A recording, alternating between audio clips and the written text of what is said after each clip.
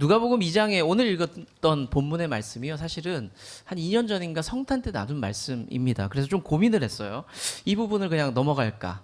아니면 어떻게 하면 좋을까? 잠깐 고민을 했는데 제가 원고를 다시 한번 봤습니다. 누가복음을 다시 시작하고 있으니까 전에 만들어뒀던 원고가 있어서 이렇게 봤는데 제게 또 의미 있는 묵상도 되었고 좀 고쳐서 다시 한번 나누면 어떨까라는 생각이 들어서 좀 이렇게 다시 한번 들고 이 같은 내용을 가지고 나왔습니다. 누가복음이 이제 시작부터 하다 보니까 앞부분에는 성탄 메시지가 들어가게 되더라고요.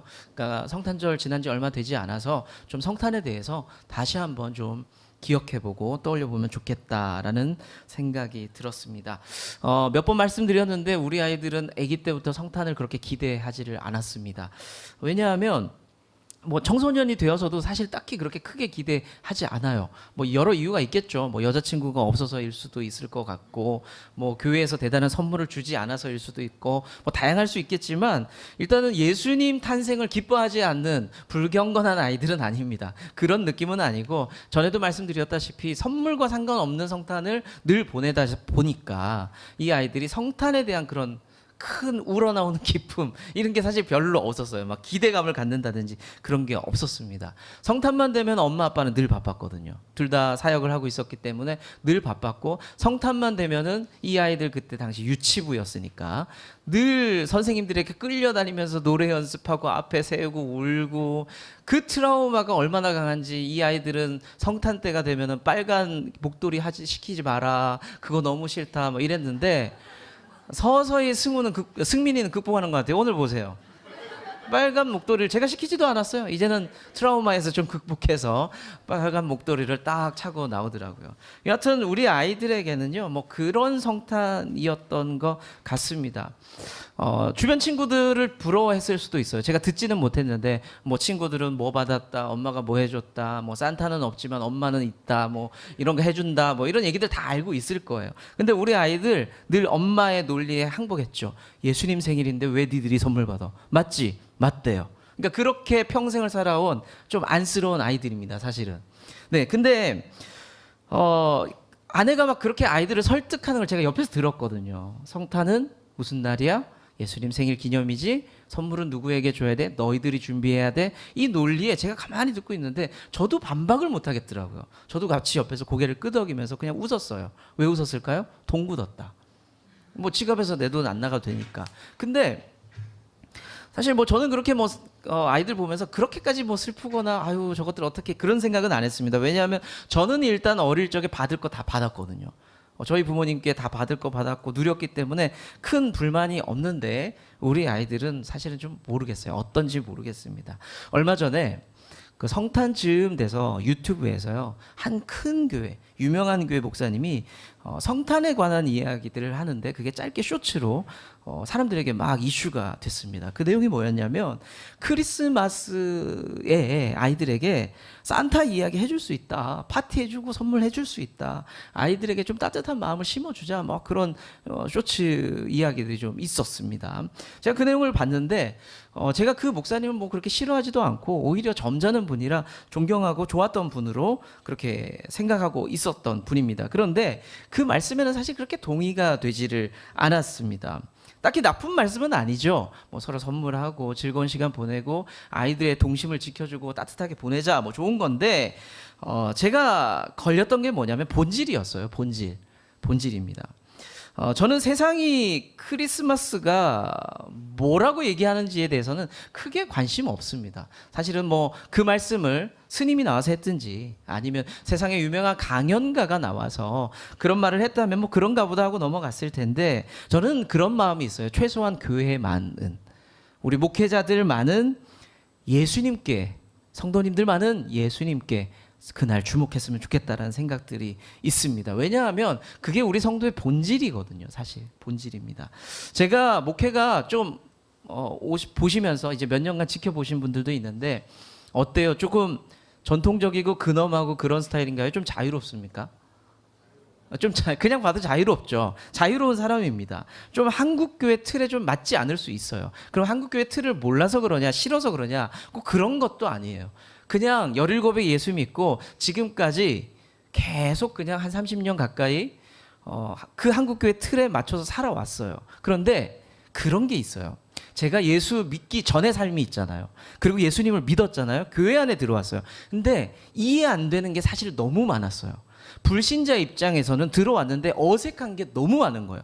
단어, 표현, 형식. 그러면 제가 고민이 됐죠. 신학을 하면서 고민했어요. 무슨 고민? 저게 본질이냐에 대한 질문. 저게 본질이냐. 근데 막상 따져보면 그게 본질도 아니에요. 본질도 아닙니다. 그래서 제 스스로는 자유로워 보이지만요. 여러분들이 한번 잘 짚어보세요. 제가 절대 본질을 벗어나는 것들에 대해서는 용납하지 않아요. 하나님과의 관계, 우리의 시선의 문제, 신앙의 기본적인 태도 이런 것들에 대해서는 제가 사실 양보하지를 않습니다. 전통과 본질은 다르거든요. 좋은 전통은 이어갈 수 있죠. 그렇지만 이어가지 않는다고 해서 본질이 무너지진 않습니다.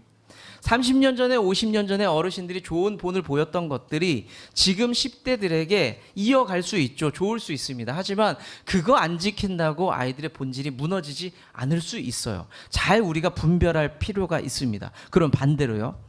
본질이 무너지면 어때요? 형태를 유지해요. 계속해서 형태를 유지합니다. 주일 대예배는 11시예요.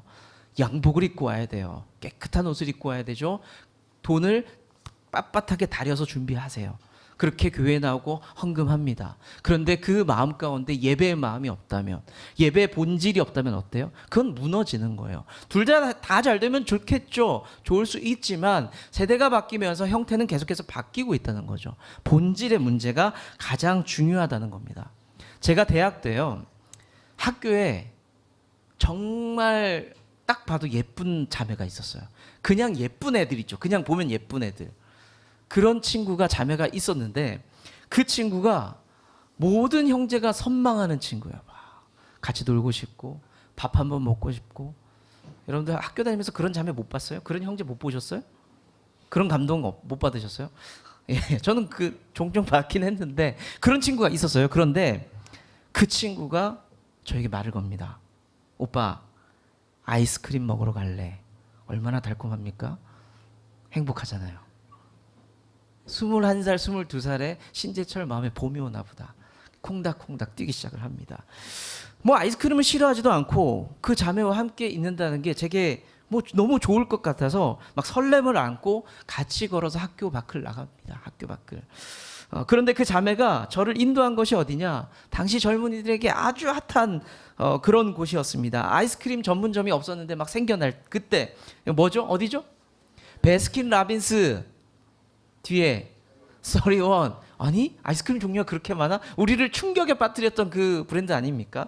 그랬는데 제 삶은 어땠냐면 아이스크림은요 2종류예요. 하드와 콘이에요. 막대와 빨아먹는 그거예요. 콘 종류밖에 없단 말이죠. 그런 제가 거길 갔으니 아주 당황스럽고 낯선 환경이었죠. 너무 다양한 아이스크림의 종류의 이름들을 보면서 제가 좀 정신이 아득했습니다. 그때 자매가 제게 물었습니다. 오빠 뭐 먹을래? 라고 물어봤어요. 너무 혼란스러웠어요. 뭘 먹어야 될까? 알록달록한데 뭐가 뭔지도 모르겠고 무슨 맛인지도 모르겠더라고요. 그래서 좀 제가 정말 고민하다가 막 이렇게 둘러보다가 딸기 맛이라고 그랬어요. 딸기 맛. 그랬더니 그 자매 표정이 어두워졌어요. 저를 좀 부끄러워하더라고요. 부끄러워하면서 자기 먼저 주문한 자기가 먹고 싶은 아이스크림을 무슨 방언처럼 주문하더라고요. 아이스크림 이름을 얘기하고 뭐 사이즈가 뭐 이렇게 많아요? 싱글 레귤러부터 시작해가지고 뭐 같이 먹을래 파인트 뭐 다양하잖아요. 막 방언처럼 주문을 해요. 그리고 제가 선택한 딸기맛 아이스크림을 그 아이는 방언으로 또 주문합니다. 베리베리 스트로베리 주세요라고. 딸기맛과 뭐가 다른 걸까라는 생각이 들었는데 어찌됐든 간에 저는 지금도 베스킨라빈스를 가면은 베리베리 스트로베리만 먹습니다. 여전히 다른 것들은 너무 어렵기도 하고 그게 딱 좋아요. 딸기 맛이 너무나 좋습니다. 여튼 그 사건 이후에 그 자매는 제게 거리를 두기 시작합니다. 다시 같이 나가서 밥을 먹거나 다시 같이 나가서 아이스크림을 먹는 일은 더 이상 일어나지 않았습니다. 아이스크림 이름 좀 모른다고 제가 모자르고 부족하고 나쁜 사람입니까? 제가 본질적으로 못난 사람이에요? 서진아 너한테 물어보자. 딱 너 정도 되겠다. 그 후배가 너무 찌질하고 못났니? 내가 그 당시에 21~22살 신재철이 그 정도는 아니잖아. 그럴 수 있잖아. 그렇죠? 그럴 수 있는데 그 자매는 그게 저의 본질이라고 본 거예요. 아, 저 사람은, 저 남자는 그냥 저 정도 수준이구나라고 본 겁니다. 저는 그때 사람 보는 눈, 본질에 대해서 한번 생각해 보게 됐어요. 본질에 대해서. 사람을 봤을 때 그 사람을 뭘 보고 평가하고 판단할 것이냐. 본질이 뭘까에 대한 생각을 해보게 됐습니다. 그리고 나서 시간이 얼마 더 지나서, 몇 년이 지나서 또 다른 자매가 제게 나타났습니다. 변함없는 데이트 멘트들이 있죠. 오늘 뭐 먹을까? 밥 뭐 먹을래? 뭐 이런 이야기들을 할 때에 그 자매와 함께 다녔던 곳은 기사식당이었고, 그리고 생선구이집이었고, 뼈다귀탕을 먹으며 밥을 먹었습니다. 밥 먹었으면 그래, 밥은 그럴 수 있어. 근데 밥 먹었으면 또 보통 뭐예요? 아이스크림 먹거나 커피 마시거나 그러죠. 제가 그 자매에게 커피 한잔 할까라고 얘기했을 때에 그 자매가 무슨 커피는 커피냐 하면서 카페도 가지 않았어요. 그리고 믹스 커피를 같이 마시기도 하고 뭐 그랬던 기억들이 있습니다. 그 자매는 아이스크림 집도 가지 않더라고요. 제게 당혹감을 주지도 않았습니다. 결국 그 자매는 제 아내가 되었고요. 지금도 생선구이와 해장국과 그런 음식들을 먹으면서 데이트를 하면서 살아가고 있습니다. 별로죠, 사실. 형제로서 별로죠. 20대 형제인데. 지금도 유튜브에서 재밌는 데이트 영상들 보면은 제일 혐오스러운 인간들이 돼지국밥 같이 먹는 데이트할 때 그런 형제라고 나오는데 아, 나였구나. 뭐 그런 생각. 저 생선구이집 되게 맛있어 막 끌고 가고, 뼈다귀탕 진짜 맛있다 데리고 가고, 저 기사식당이 택시 기사님들한테 핫하대 끌고 가고, 아, 내가 참 못났구나라는 생각이 지금에서야 들기는 하는데, 지금에서야. 여튼 그때 아내는 이렇게 얘기를 하더라고요. 왜 나랑 놀아줬냐? 당신에겐 비전이 있더라 라고 얘기해 주더라고요. 비전이 있더라. 남자를 볼 때 두 자매가 본질을 다르게 봤던 거죠. 본질을 다르게 봤던 거. 오늘 드리고 싶은 말씀은 뭐냐면 성탄의 본질에 대해서 다시 한번 생각해 보자는 겁니다. 성탄의 주인공 우리가 다 알고 있죠. 누굽니까? 예, 너무 좋아요. 아내 이야기 딱 끝나니까 아내가 딱 들어왔습니다. 얼마나 다행인지 몰라요? 네, 감사합니다. 성탄의 주인공이 누구예요? 예수님이잖아요. 근데 우리가 성탄에는 무엇을 생각하고 누구를 생각합니까? 언젠가 뉴스를 봤는데요. 대통령실에서 대통령께서 아이들을 초청해가지고 선물을 막 주시는 거예요. 성탄 선물을 나눠주셨죠. 그러면서 대통령께서 이런 말씀하셨어요. 아이들과 내빈들에게 이런 말씀하셨습니다. 크리스마스는 어린이들을 위한 크리스마스입니다 라고 이야기를 하시더라고요. 보통 할 수 있는 말 맞잖아요. 그렇죠? 아이들을 축복하고 싶어서 하신 말씀입니다. 그런데 신앙인 기준에서는 이게 맞아요, 틀려요? 그러니까 다르다는 문제가 아니라 이건 옳고 그름의 문제가 분명히 생기죠. 신앙인 기준에서는 이 말이 틀린 말이 됩니다.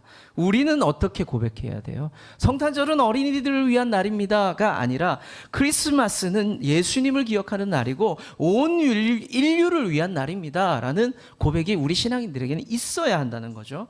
크리스마스 상징 떠오르는 건 뭡니까? 여러분들 딱 떠오르는 거 그냥 툭툭 나오는 거. 사실 예수님이 먼저 잘 안 나오죠. 산타, 루돌프. 제 루돌프 하니까 그런 생각 나네요. 남녀가 이벤트를 하는데 자기야 오늘 크리스마스니까 우리 이벤트 하자라고 하면서 여자분이 막 이렇게 크리스마스 복장을 막 하고 나왔어요. 그랬더니 자기 것도 준비했어라고 딱 줬더니 아 그래? 그러면서 남자가 딱 입고 나왔는데 뭔지 아세요? 루돌프. 네, 그런 영상이 있었는데 사람들에게는 크리스마스 하면은 이미 산타, 루돌프, 어떤 그런 크리스마스 노래들, 선물, 데이트, 그리고 부산은 참 보기 어렵지만 화이트 크리스마스 이런 것들을 꿈꾸면서 살아가죠. 그 영화 하면 뭐예요? 영화, 크리스마스. 예, 이게 몇십 년 나홀로 집인데 지금도 하고 있더라고요. 나홀로 집에 뭐 이런 것들이 떠오를 겁니다. 그렇다면 성탄절의 주인공은 예수님입니다라고 딱 떠올릴 수 있는 사람들이 과연 얼마나 될까요? 불신자요? 거의 없어요. 거의 생각 못해요. 예수 믿는 사람들도 생각 못해요. 거의. 우리 아이들에게 선물 뭐 하지? 내 남자친구 여자친구에게 무슨 선물 해줄까? 이런 생각이 사실 먼저 드는 사람이 더 많습니다. 교회 안에서도 밖에서도 예수님이 그렇게 중요해지지 않은 시대가 된 것 같습니다. 본질을 잃어버린 거죠. 본질을.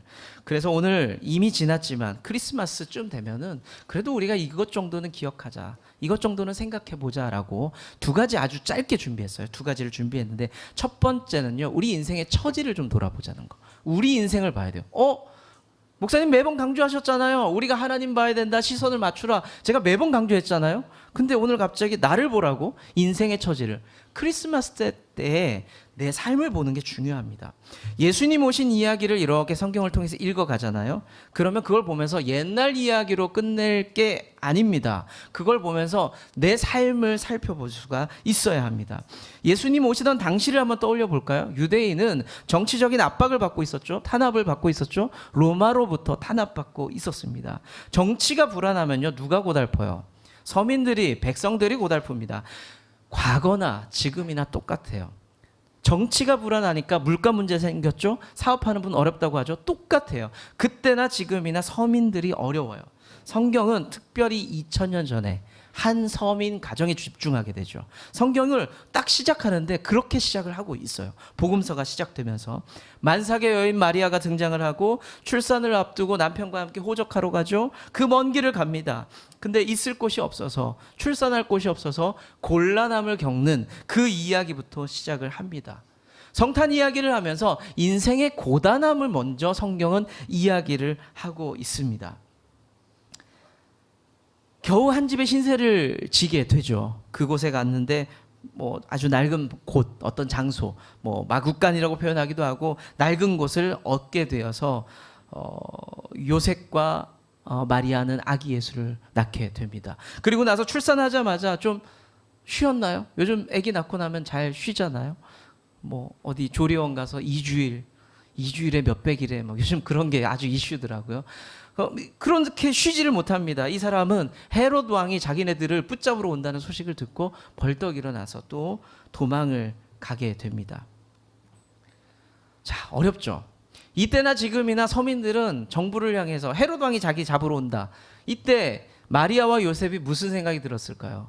국가가 나한테 해준 게 뭐 있어? 울면서 뛰었을 거예요. 또 도망갔을 거예요. 이 시대도 똑같죠. 힘들고 어려운 서민들은 국가가 나한테 해준 게 뭐 있는데 왜 자꾸 우리를 힘들게 하냐. 아마 비슷한 정서와 감정으로 또 짐을 싸고 또 도망가면서 그랬었던 그 상황들을 짐작해 볼 수가 있습니다. 예수님 탄생 당시에 그 한 가정에 주목하게 하면서 우리에게 말씀하는 게 있습니다. 그게 뭐냐면 인생 참 고단하다는 거. 두 번째 뭐냐면 인생 모두가 다 고단한데 특히 사명자도 피해갈 수 없다는 거. 사명자의 삶도 고단하다는 겁니다. 요셉과 마리아 생각해 보세요. 사명자예요. 천사가 나타나서 수태고지를 했죠. 아기 낳을 거야. 사명자예요. 근데 그 사명자의 삶도 여전히 고통스러웠다는 겁니다. 오히려 사명자는요, 더 피곤했죠. 더 어려웠고 더 힘들었습니다. 이 땅을 살아가는 성도들은 어때요? 더 어려울 겁니다. 더 쉽지 않은 삶을 살아갈 겁니다. 저와 여러분들 인생의 처지가 그럴 것이라고 성경이 말씀하고 있는 거예요. 늘 쫓길 겁니다. 똑같아요. 늘 힘들 거고 쉴 곳이 없을 겁니다. 잠깐 엉덩이 좀 붙일만 하고 잠깐 삶이 풀릴만 하다 싶으면 무슨 일이 생기냐? 또 어려움이 오고 삶의 꺾임을 경험하게 될 겁니다. 마리아와 요셉은요, 출산이 임박한 그 상황에서 노크를 계속했어요.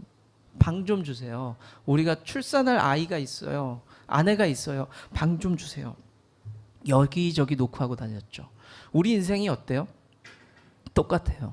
여기저기 노크하고 다니잖아요. 나 좀 도와주세요. 나 좀 살려주세요. 나 좀 도와주면 어떨까요?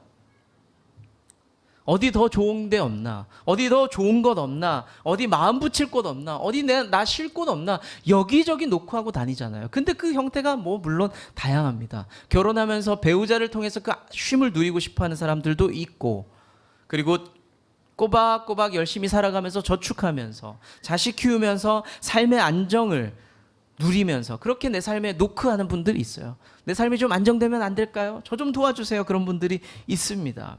여러분들 한번 정직하게 질문하고 제게도 질문해 볼게요. 그렇게 해서 삶이 좀 평안해지셨어요? 쉽지 않죠. 좀 나아질 것 같으면. 왜 그런지 몰라, 그렇죠? 또 터지고 또 터지고. 교회를 개척하고 교회를 세워나가는 미자립교회 많은 목사님들이 그런 말씀을 하세요. 교회가 조금 나아질 것 같으면 사고가 난대요. 30명이 됐는데 10명으로 주저앉았대요. 50명이 됐는데 20명이 되었대요. 그런 일들이 계속해서 반복하고 있대요. 이건 목회자의 삶에서 일어나는 일이에요. 여러분들은 어때요? 마찬가지잖아요. 애 좀 키워놓은 것 같았더니 사고 치잖아요.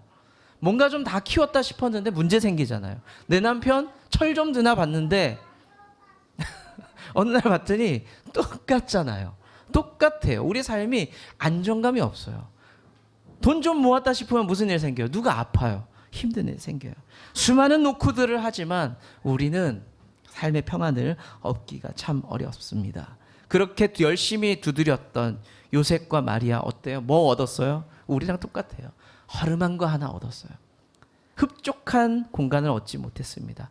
아기 누인 곳, 내 금쪽 같은 내 아들, 지금 첫째 아들이라고 표현이 나오거든요. 얼마나 사랑스러워요. 그 아들 따뜻한 곳에, 좋은 곳에 눕히고 싶겠죠. 근데 성경은 어디에 눕혔다고 하죠? 말밥통에. 그래서 그곳을 말구유라고 표현을 하고 있습니다. 최선을 다해 살아보지만 우리 인생 똑같죠. 얻은 것이, 손에 잡히는 것이 대단한 것이 없습니다. 그렇지만 우리가 오늘 말씀을 통해서 위로받을 수 있는 것이 있습니다. 하나님이, 예수님께서 어디에 임했어요? 예수님께서 어디 임하셨어요? 화려하고 좋은 곳입니까? 볼품 없고 어려운 곳이었나요? 볼품 없는 곳이었어요. 볼품 없는 곳. 그곳에 임하셨습니다. 이 말이 위로가 돼요. 왜냐하면 우리의 삶이 볼품 없잖아요. 우리의 삶이 별거 없잖아요. 대단하지 않잖아요.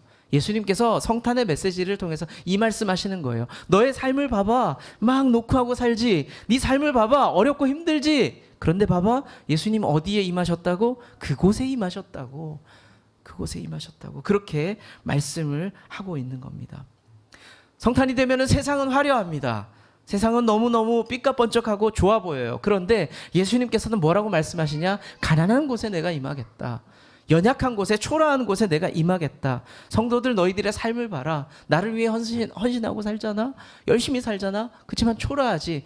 걱정하지 마. 내가 그곳에 함께하겠다라고.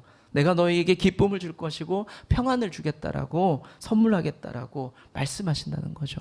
여러분들, 예수님께서 여러분들 그런 삶 가운데 임재하시는 것으로 인해서 위로받으시기를 바랍니다. 성탄을 통해서 우리 연약한 인생을 살펴보세요. 그리고 그 안에 함께 하시려고 이 땅에 오신 예수님이 계시다는 것도 기억하시기를 바랍니다. 자, 두 번째는 뭐냐면 우리가 기억해야 될 것은요, 하나님의 관심이에요. 하나님의 관심. 조금 전에 말씀드린 것 연장선상에서 말씀드립니다. 별 볼 일 없는 인생에 개입하신 하나님을 우리가 볼 수 있어야 합니다. 이미 앞에서 언급했던 말씀이죠. 구약이 끝났습니다. 성경의 구약이 끝났어요. 그리고 신약이 시작되는데 우리가 잘 알고 있다시피 그 사이에 분명히 공백이 커요. 우리 성경책은 그냥 성경 종이 한 장으로 되어 있죠. 하지만 이 시간에 거진 400년의 시간이 공백이 있었습니다. 하나님 뭐 하세요? 침묵하셨다 그래요. 침묵하셨다고. 그래서 이 시기를 침묵기, 암흑기라고 이야기를 합니다. 그 침묵과 암흑을 깨트린 사건이 뭐냐? 성탄이에요. 성육신, 예수님의 탄생이었습니다. 그러면 오랜 침묵을 깨고 하나님께서 이 세상에 적극적인 관심을 보이기 시작한 거예요. 자, 400년 정도 내가 아무 말도 안 했지? 내가 너희들 인생에 이제 개입할 거야 하면서 하나님과 접촉했던 사람들이 누군지 아세요? 우리 잘 알고 있죠? 당시의 최고의 권력자였습니까? 아니면 종교 지도자들에게 나타나서 내가 이제부터 다시 한번 너희들에게 말씀할 거야, 말할 거야 라고 하셨나요? 아니죠. 우린 잘 알고 있습니다. 앞서 말씀드렸다시피 별로 볼품 없는 사람들에게 나타났습니다. 어려운 사람들, 목동을 찾으셨고 동방박사를 찾아왔습니다. 목동은 누굽니까? 권력이 있나요? 재물이 있나요? 밖에서 일하는 노동자들이죠. 추위에 떨면서도 일하는, 밤을 새서 일하는 그냥 현장 노동자들입니다. 그곳에 함께 임마누엘 하셔서 나타나셨어요. 동방박사, 우리가 박사 하니까 우리가 지난번에도 말씀드렸죠. 뭔가 학위 있는 것 같고 많이 배운 사람 같고 유학파 같고 그렇잖아요. 근데 제가 뭐라고 말씀드렸어요? 이 사람들은 오히려 무속인에 가까워요. 점치는 사람들이었어요. 이방인이에요. 하나님으로부터 멀리 떨어져 있는 그런 사람이라고 생각되는 사람들이었습니다. 그런데 하나님께서는 그들 가운데 예언하셨다는 거, 말씀하셨다는 거죠. 하나님께서는 권력자에게 그렇게 관심이 없었어요. 특별한 소수의 사람들, 있는 사람들에게 나타나서 말씀하지 않았습니다. 우리가 잘 알고 있죠. 하나님께서 딱 말씀하셨을 때 천사를 통해 그때 그 말씀을 들었던 사람들, 목동이 있었고 동방박사 있었고 요셉과 마리아, 그냥 서민이었어요. 소외되고 약하고 버려진 것 같은 사람들에게 찾아와서 하나님께서 말씀을 하셨다는 겁니다. 말씀을 맺을게요. 별 볼 일 없는 나를 하나님께서 바라보셨습니다. 그럼 무슨 마음이 드는지 아세요? 별 볼 일 없는 거, 내가 나를 보잖아요. 여러분들 스스로를 냉정하게 바라보잖아요. 막 흡족하세요? 만족스러우세요? 초라해요. 사실 초라해요. 우리가 인생을 살면서요, 남자들이 그런 착각한다고 하죠. 샤워하고 그 화장실 불에서 잠깐 얼굴 보면 남자들이 어떻게 얘기한다고요? 괜찮은데? 이렇게 얘기한다는 거예요. 근데 굉장히 그 시간이 짧아요. 밖에 나와서 현실을 바라보잖아요. 그냥 나예요. 사람은 스스로를 바라볼 때 그냥 초라하고 찌질한 모습을 냉정하게 바라보게 됩니다. 근데 우리가 하나님을 의식하기 시작하면요, 이런 생각이 들어요. 왜 나 같은 사람에게 하나님 찾아오셨지? 어떻게 나한테 찾아오셨지? 그런 생각이 듭니다. 그래서 우리가 뭘 고백하죠? 은혜를 고백하고 감사를 고백하게 됩니다. 이미 지났지만 성탄의 본질과 의미를 떠올리면서 우리가 하나님의 은혜와 감사와 그 사랑을 떠올릴 수 있어야 됩니다. 독생자를 이 땅에 보내신 것은요, 하나님의 헌신이에요. 우리를 향한 하나님의 헌신이었습니다. 십자가에 못 박히심도 예수님의 헌신입니다. 보통은 이렇게 얘기하죠. 성탄을 떠올려 보면 하나님의 사랑입니다. 십자가를 떠올려 보면 하나님의 사랑입니다라고 얘기할 수 있는데, 제가 유독 하나님의 헌신입니다, 예수님의 헌신입니다라고 표현하는 것은요, 사랑이라는 말이 가지고 있는 그 느낌 때문에 그래요. 너무 예뻐요. 너무 추상적이에요. 그래서 하나님이 우리를 사랑하셔서, 예수님이 우리를 사랑하셔서 이 땅에 오셨고 십자가에 달리셨대라고 얘기하면 그냥 몽글몽글 예뻐요. 근데 헌신의 이미지는 뭐예요? 찢김이 있죠. 손해가 있죠. 고생하는 이미지가 있죠. 예수님이 이 땅에 오신 것은요, 사랑했지만 형태는 헌신하신 거예요. 고생하신 거예요. 우리의 신앙이 왜 헌신이 없어진지 아세요? 그냥 사랑만 있어요. 사랑 고백만.